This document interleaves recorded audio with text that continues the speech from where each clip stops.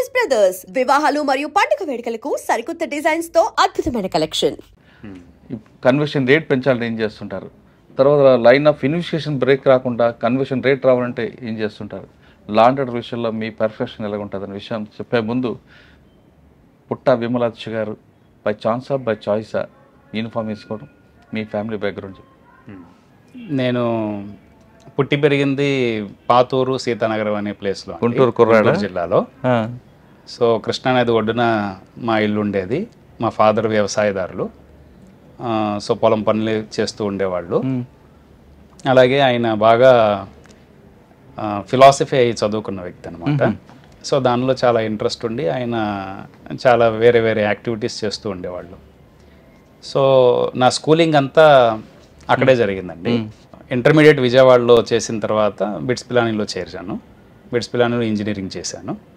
ఇంజనీరింగ్లో ఉన్నప్పుడు సివిల్ సర్వీస్కి వెళ్ళాలన్న ఒక దృఢ సంకల్పం కలిగింది. ఎందుకంటే బిట్స్ పిలానీ చేశారంటే మీకు లక్షల్లో జీతాలు, సాఫ్ట్వేర్ ఉద్యోగం ఉంటుంది, ఒక టైం బాండ్లు ఉంటుంది. ఇది పోలీసింగ్ అంటే 24/7 జాబ్ కదా. ఇది ఉద్దేశం సర్వీస్ ఓరియంటేషనేనండి. అచ్చా.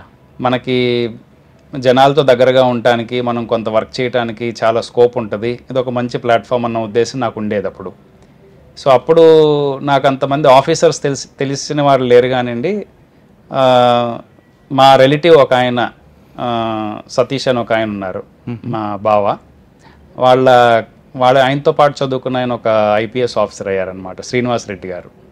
సో నేను ఆయన వరంగల్ రెడ్డి గారు, కొత్తకోట శ్రీనివాస్ రెడ్డి గారు, కొత్తకోట శ్రీనివాస్ రెడ్డి గారు, ఆయన వరంగల్లో ఉన్నప్పుడు ఆయన్ని కలిసి ఆయన్ని చూసి కొంత ఇన్స్పైర్ అవ్వటం. తర్వాత ఇట్లాగా వేరే వేరే ఆఫీసర్స్ ఫీల్డ్లో బాగా యాక్టివ్గా వర్క్ చేస్తూ సర్వీస్ ఓరియంటెడ్గా చేస్తున్న వాళ్ళని చూసి ఇన్స్పైర్ అవుతాం జరిగింది. ఆ తర్వాత మా ఫ్యామిలీలో కూడాను చిన్నప్పటి నుంచి బాగా చదవటం వల్ల ఈ సివిల్ సర్వీసెస్కి వెళ్తే బాగుంటుంది అన్న ఉద్దేశం, మా పేరెంట్స్ ప్రోత్సాహం ప్రోద్బలం చాలా ఉంది. సో ఈ అన్నిటి కారణాల వలన ఇంజనీరింగ్ అయిపోయిన తర్వాత బెంగళూరులో నేను ఇంటర్న్షిప్ చేస్తున్నప్పుడు అప్పుడు నాకు వచ్చిన జాబ్ నేను వదిలేసి నేను సివిల్స్ ప్రిపేర్ అవుదామని హైదరాబాద్కి వచ్చానండి. ఓకే. అక్కడ సివిల్స్ ప్రిపేర్ అయ్యి నాకు ఫస్ట్ రెవెన్యూ సర్వీస్ వచ్చింది, కస్టమ్స్. ఆ తర్వాత ఐపీఎస్ వచ్చింది. అంటే సెకండ్ అటెంప్ట్లో ఐపీఎస్ 4వ అటెంప్ట్ అండి. 4 అటెంప్ట్ ఐపీఎస్ రాగానే ట్రైనింగ్ అక్కడ ఎన్పిఏలో ట్రైనింగ్. అసలు మీ క్యాడర్ అలాట్మెంట్ కేరళ. ఓకే. ఇక్కడికి వచ్చారు. ఫస్ట్ ట్రైనింగ్ అయిపోయిన తర్వాత ట్రైనింగ్ ఇక్కడ తీసుకున్నారు. తర్వాత ఫస్ట్ పోస్టింగ్ ఎక్కడ ఉంది? నాది ట్రైనింగ్ కన్నూరు జిల్లాలో జరిగిందండి. ఇక్కడ కన్నూరు జిల్లా అంటే మన ఆంధ్ర కడప లాంటిది. అవునా? అంత నాటు బాంబులు అట్లా వాయనాడు దగ్గరలో ఉంది. వాయనాడు దగ్గర ఉన్న కన్నూరు అంత పౌరా అంత రిలీజ్ అంటే కొంత పొలిటికల్లీ సెన్సిటివ్, కొంత కమ్యూనల్లీ సెన్సిటివ్ ఏరియాస్ అవి. అక్కడ Kannur ASP under training Kannur. అక్కడ నుంచి నేను ఫస్ట్ పోస్టింగ్ త్రిశూర్ జిల్లాలో ఇరిన్యాలగూడ అని ఒక ప్లేస్ ఉంది, అక్కడ ఏఎస్పీగా చేశానండి. కన్నూరులో ఏముంది సార్ మీకు ఎక్స్పీరియన్స్? కన్నూరులో నేను ఉన్నప్పుడు కొన్ని ఎక్స్ప్లోజివ్ బ్లాస్ట్లు జరిగినాయి. తర్వాత కొన్ని సర్చెస్ చేసి ఎక్స్ప్లోజివ్ డిటెక్షన్స్ జరిగినాయి.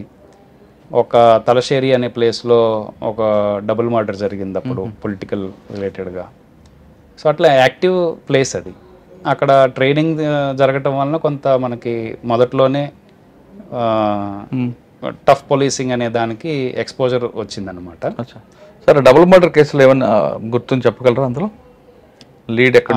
ట్రైనింగ్ ఇది కాబట్టి నేను ఫస్ట్ ఇన్వెస్టిగేషన్ టైం అంతా దాంతో డివైఎస్పీ ఇన్వెస్టిగేషన్ చేశారు. అప్పుడు కొంత సెన్సిటివ్ అయింది కాబట్టి ఆయనతో నేను బాగా తిరుగుతూ ఉండేవాడిని. He is a very seasoned officer.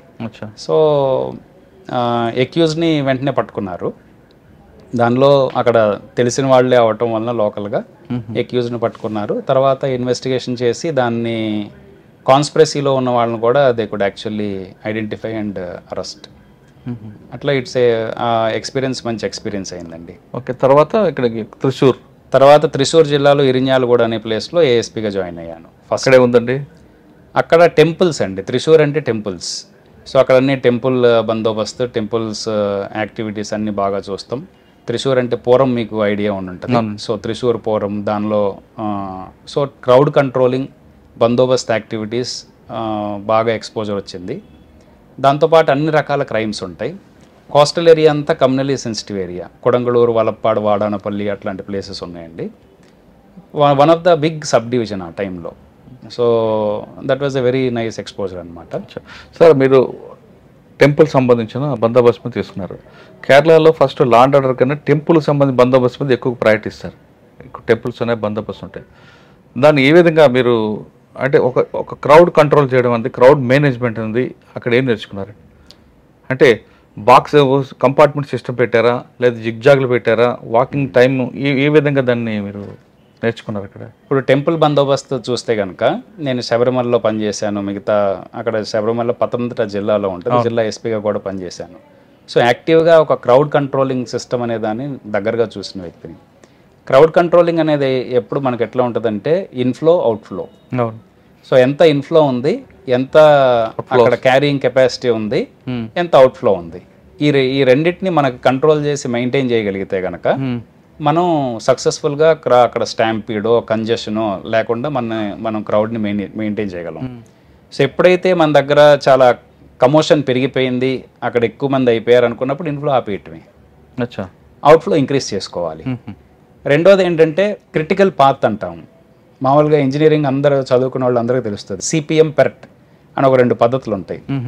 Critical path method అనమాట. సో ఒక స్టార్టింగ్ పాయింట్ నుంచి ఒక ఎండింగ్ పాయింట్ దాకా మనం షార్టెస్ట్ పద్ధతిలో మనం బయటకి ఎట్లా రావాలి. సో మీరు ఒక టెంపుల్లో తీసుకున్నారనుకోండి, టెంపుల్ ఇక్కడ దర్శనం చేసుకున్నారు, తర్వాత ఇక్కడికి వెళ్ళి పలహారాలు తీసుకోవాలి, ప్రసాదం ఇక్కడ తీసుకోవాలి, ప్రసాదానికి వెనక్కి వస్తున్నారనుకోండి, then you are actually looping and blocking the queue. So మన స్ట్రీమ్ ఎట్లా ఉండాలంటే 1 2 3 అవుట్, కానీ రివర్స్ రాకూడదు. సో మనం ఏంటంటే అవన్నీ రీఅడ్జస్ట్ చేసుకోవాలి. తర్వాత ఎక్కడ బాటిల్ నెక్ ఉందనేది చూసుకోవాలి, బాటిల్ నెక్ క్లియర్ చేసుకోవాలి, బాటిల్ నెక్ దేని కారణం వల్ల ఉందని చూసుకోవాలి. కొన్ని మనకి క్లియర్ చేయలేం. ఇప్పుడు శబరిమలలో ఉందనుకోండి, 18 స్టెప్స్ బాటిల్ నెక్, దాన్ని మనం ఏం చేయలేము. కాబట్టి మిగతా వాటిలో we have to actually adjust and clear the things. ఒకసారి ఎంట్రీ ఉంది, ఎంట్రీ పాయింట్ నుండి మీరు చెప్తున్న ఎండింగ్ పాయింట్ వరకు కొంతమంది ఏం చేస్తారంటే ఆఫీసర్లు కంపార్ట్మెంట్ సిస్టమ్ పెట్టుకొస్తారు. ఒక కంపార్ట్మెంట్ రిలీజ్ చేసుకుంటూ వస్తారు అవుట్లోకి. కొంతమంది అక్కడ ఒక కంపార్ట్మెంట్కి జిగ్జా అంటే టైం ఎక్కువ అవ్వడానికి, భక్తులు ఎక్కువ వెయిట్ చేస్తుంటే స్లో మూమెంట్ ఉంటుందని కొంతమంది జిగ్జాగ్ లైన్ ఇస్తారు, కొంతమంది పాత లైన్ డైరెక్ట్గా వదిలిపెడతారు. డైరెక్ట్గా వదిలిపెట్టే వల్ల వచ్చిన నష్టం ఎలాగ ఉంటుంది, జిగ్జాగ్ వల్ల వచ్చే లాభం ఏముంటుందండి? ఇక్కడ మెజారిటీ కంపార్ట్మెంటేనండి. జిగ్జాగ్ ఏంటంటే మీకు ఎప్పుడైనా స్పేస్ చాలా తక్కువ, కంటిన్యూస్ మూమెంట్ కావాలి, ఎవరిని కూర్చోటానికి అంత వెసులుబాటు ఉండకూడదు, ఎక్కువ గంటలు లేదు. ఇప్పుడు మీకు 10 గంటలు క్యూలో మెయింటైన్ చేయాలనుకోండి, మీరు కంపార్ట్మెంట్ చేయాలి.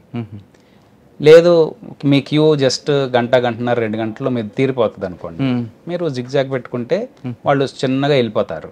10 గంటలు మనిషి జిగ్జాగ్ దానిలో నిల్చోలేడు.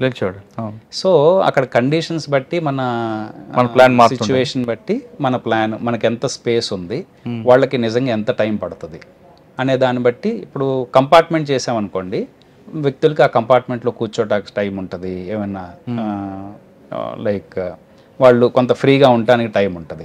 జిగ్జాగ్ పెట్టారనుకోండి, దానిలో కూర్చోటానికి వీటన్నిటికి టైం దొరకదు.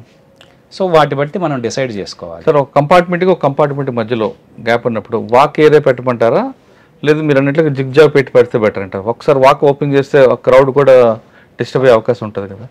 క్రౌడ్ అట్లా వాక్ టైం ఎంత పెట్టచ్చు అంటారు? సిచ్యువేషన్ బట్టి ఉండాలా? అట్లేం లేదండి. మనకి ఏంటంటే క్రౌడ్ని మనం ఎప్పుడైతే రిలీజ్ చేస్తామో, మనం అనౌన్స్మెంట్ చేసి క్రౌడ్ని రిలీజ్ చేస్తే కనుక మనకి చాలా ఈజీగా వాళ్ళకు కూడా అర్థం అవుతుంది. వాళ్ళకు కూడా తెలుస్తుంది ఏంటంటే వాళ్ళు ఓపెన్ చేయగానే పరిగెత్తికెళ్ళే పరిస్థితి ఉండదు, ముందు కంపార్ట్మెంట్కి వెళ్తారు. సో ఇక్కడ నుంచి అక్కడికి వెళ్ళి కూర్చుంటే ఉంటుంది. కాబట్టి ఆ గ్యాప్లో ఒక లైన్ డబుల్ లైన్ వచ్చి సింగిల్ లైన్ వచ్చింది అనుకోండి, ఆ తోపులాట అనేది ఎక్కువ అవుతుంటుంది కదా. మన తిరుపతిలో జరిగినప్పుడు అదే ఇష్యూలో చనిపోయారు.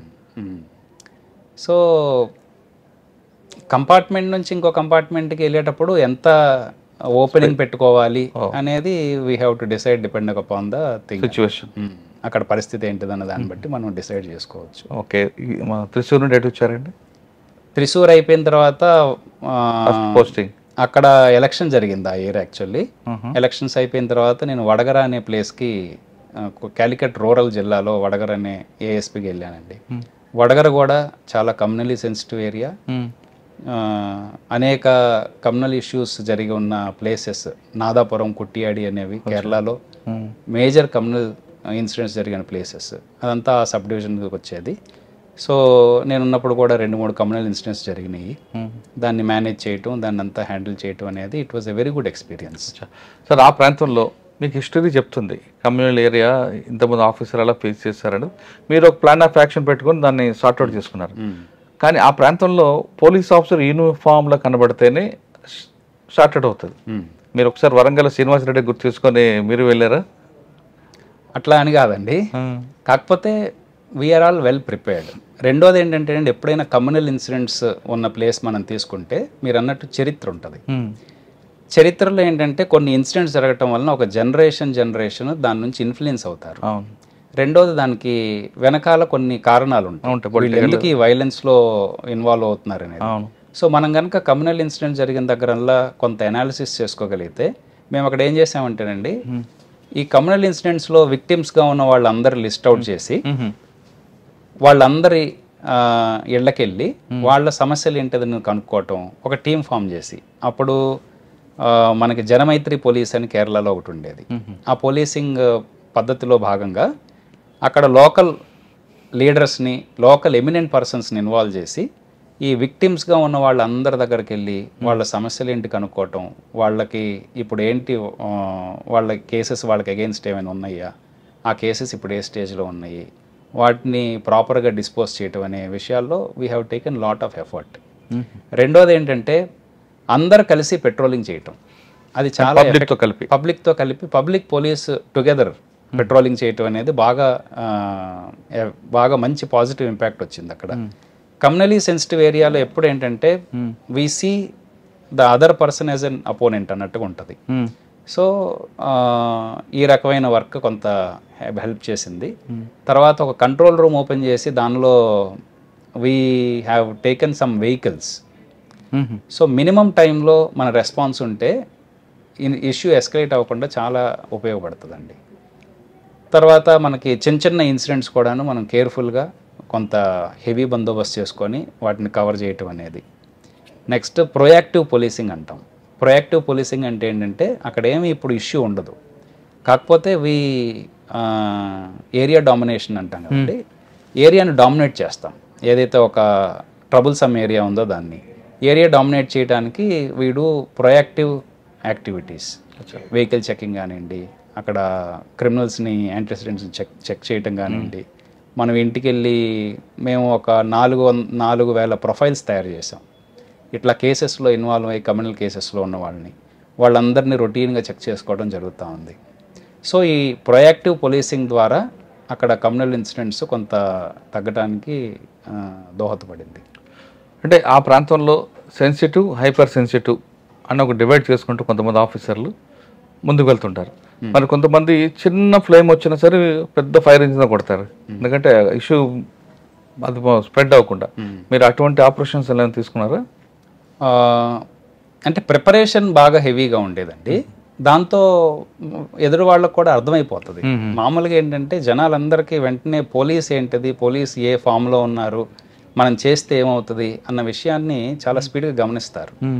సో మనం ప్రిపరేషన్స్ బాగున్నాయి, మన డిప్లాయ్మెంట్ నీట్గా ఉందనుకున్నప్పుడు ఇన్సిడెంట్స్కి ఆస్కారం చాలా తగ్గిపోతుంది. తర్వాత ఎక్కడికి వచ్చారండి? ఫస్ట్ ఎస్పీ, అక్కడ నుంచి ఎస్పీ ప్రమోషన్ అయిందండి. ఎస్పీ ప్రమోషన్ అయిన తర్వాత నేను ట్రివాండ్రం సిటీ డీసీపీగా వెళ్ళాను ఫస్ట్. ఓకే. సో అది చాలా మంచి ఎక్స్పీరియన్స్ అండి. ట్రివాండ్రం సిటీ సిపి అప్పుడు ఎవరండి? అప్పుడు సిపి ఎవరు మీకు? జేమ్స్ గారు అని ఒక ఆయన ఉండేవాళ్ళు అండి. ఆయన సిపిగా ఉండేవాళ్ళు. ఆయన 2 నెలలు లీవ్లో వెళ్ళినప్పుడు నాకు ట్రివాండ్రం సిపిగా ఛార్జ్ కూడా ఉంది. So it's like a very young SP టైంలో అది. సో సిపి ఛార్జ్ కూడా మంచి ఒక ఎక్స్పీరియన్స్ అండి. సో ఆ టైంలో లా అండ్ ఆర్డర్ ఎక్కువ. ట్రివాండ్రం అది క్యాపిటల్ సిటీ కాబట్టి అన్ని లా అండ్ ఆర్డర్ అక్కడే ఉండేది. So law and order incidents handle చేయటం, తర్వాత సెన్సిటివ్ క్రైమ్స్ హ్యాండిల్ చేయటం, తర్వాత విఐపి మూమెంట్ హ్యాండిల్ చేయటం అనేది it's a very active place. అక్కడ మీకు బాగా గుర్తుండిపోయిన సంఘటన ఉందంటే ట్రివాండ్రం మార్క్? గుర్తుండిపోయిన సంఘటన అంటే స్పెసిఫిక్గా ఏం లేదండి. ఓకే. సాధారణంగా మలయాళం సినిమాలో పోలీస్ అనగానే హీరో చూపిస్తారు. త్రివేంద్రం కమిషనర్ ఆఫ్ పోలీస్ అనగానే పబ్లిక్లో కూడా అదొక ఇమేజ్ కనిపిస్తుంది. మీరు కూడా అదే విధంగా పోలీస్ జీప్లో వెళ్ళడం, క్రౌడ్ ఎక్కడైతే ఉన్నారో ఆ టైంలో చెకింగ్ చేయడం, సర్ప్రైజ్ చెకప్ చేయడం, ఇటువంటివి చేశారు అక్కడ? చాలా ఇనిషియేటివ్స్ చేసామండి. నేను ఫీల్డ్లో ఉండేవాడిని. ఫీల్డ్లో తప్పదు అక్కడ మనం చేసేది ఏం లేదు యాక్చువల్లీ. సో మార్నింగ్ నుంచి మధ్యాహ్నం దాకా ప్రతిరోజు అక్కడ ధర్నాలు ఉంటాయి. So we have to be in the front, we lead from the front and we have to face them.